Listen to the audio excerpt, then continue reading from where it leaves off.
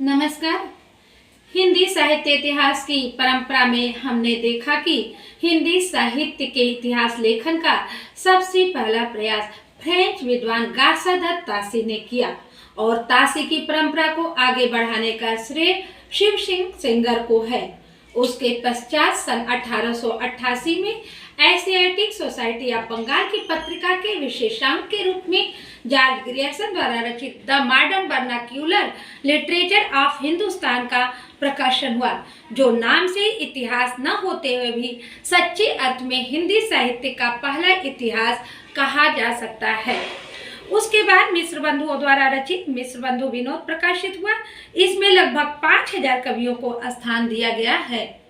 आगे हिंदी साहित्य इतिहास की परंपरा में सर्वोच्च स्थान आचार्य रामचंद्र शुक्ल द्वारा रचित हिंदी साहित्य का इतिहास 1929 को प्राप्त है, जो मूलतः नागरिक विचारणी सभा द्वारा प्रकाशित हिंदी शब्द सागर की भूमिका के रूप में लिखा गया था, जिसे आगे परिवर्धित एवं विस्तृत करके स्वतंत्र पुस्तक का रूप दे दिया गया।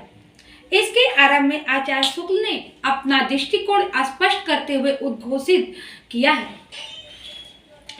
जबकि प्रत्येक देश का साहित्य वहां की जनता के चित्तवृत्ति का संचित प्रतिबिंब होता है, तब यह निश्चित है कि जनता की चित्तवृत्ति के परिवर्तन के साथ साथ साहित्य के स्वरूप में भी परिवर्तन होता चला जाता है। आदि से अंत तक इन्हीं चित्तवृत्तियों की परंपरा को परखते हुए साहित्य परंपरा के साथ उनका सामंजस्य दिखाना ही साहित्य का इतिहास कहलाता है।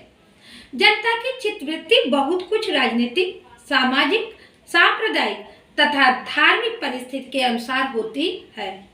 आचार्य शुक्ल के इतिहास लेखन के लगभग एक दशाब्दी बाद आचार्य हजारी प्रसाद द्विवेदी इस क्षेत्र में अवतरित हुए।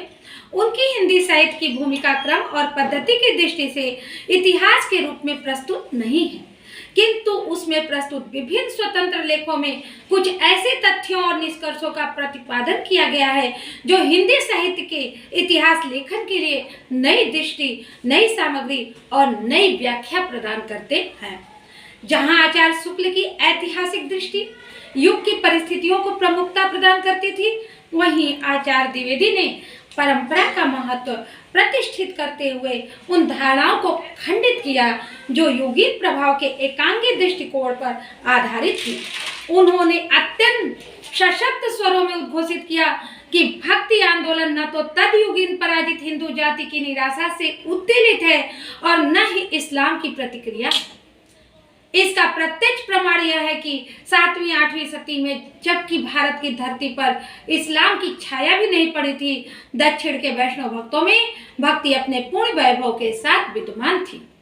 इस प्रसंग में उन्होंने स्पष्ट शब्दों में इस्लाम के प्रभाव का खंडन करते हुए लिखा है, मैं इस्लाम के महत्व को भूल नहीं रहा हूँ, लेकिन जोर देकर कहना चाहता हूँ कि अगर इस्लाम न आया होता तो भी इस साहित्य का 12 आना वैसा ही होता जैसा आज है।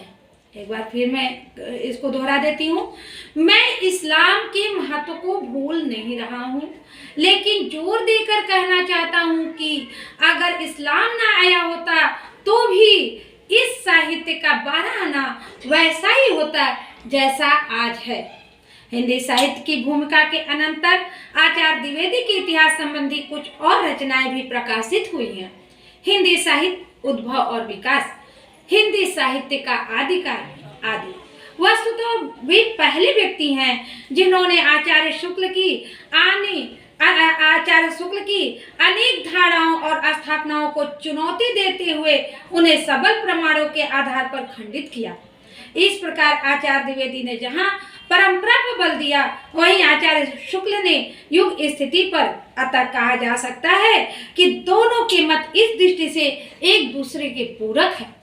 आचार्य द्विवेदी के साथ साथ इस क्षेत्र में अवतरित होने वाले एक अन्य विद्वान डॉक्टर राम कुमार वर्मा ने हिंदी साहित्य का आलोचनात्मक इतिहास 1938 में 693 ईस्वी से 1693 ईस्वी तक की कालावधि को ही लिया है। संपूर्ण ग्रंथ को 7 प्रकरणों में विभक्त करते हुए सामान्यतः रामचंद्र शुक्ल के ही वर्गीकरण का अनुसरण किया गया है। इतना अवश्य है कि युगों व धाराओं के नामकरण में किंचित परिवर्तन कर इन्हें सरल रूप दे दिया गया है। यथा निर्गुण ज्ञानाश्रयी शाखा, निर्गुण प्रेम मार्गी सूफी शाखा। जैसे लंबे नामों के स्थान पर संत का, प्रेम काव्य आदि का प्रयोग किया गया है, जो अधिक सुविधाजनक है। वीर गाथा काल को चारण काल की संज्ञा देने के अतिरिक्त उससे पूर्व एक संधि काल और जोड़ दिया गया है। यद्यपि इस समय तक अपभ्रंश और हिंदी का भेद भली भांति स्पष्ट हो चुका था तथा स्वयं डॉक्टर वर्मा ने भी दोनों को भिन्न भिन्न माना है, फिर भी अपभ्रंश के सिद्ध जैन व नाथपंथी कवियों की वाणी को हिंदी साहित्य में स्थान देने का वे भी लोभ संवरण नहीं कर पाए। इतना ही नहीं, उन्होंने स्वयंभू को, जो कि अपभ्रंश के सबसे पहले कवि हैं, हिंदी का पहला कवि मानते हुए हिंदी साहित्य का आरंभ 693 ईस्वी से स्वीकार किया है। इसके आगे की चर्चा हम लोग अगले वीडियो में करेंगे।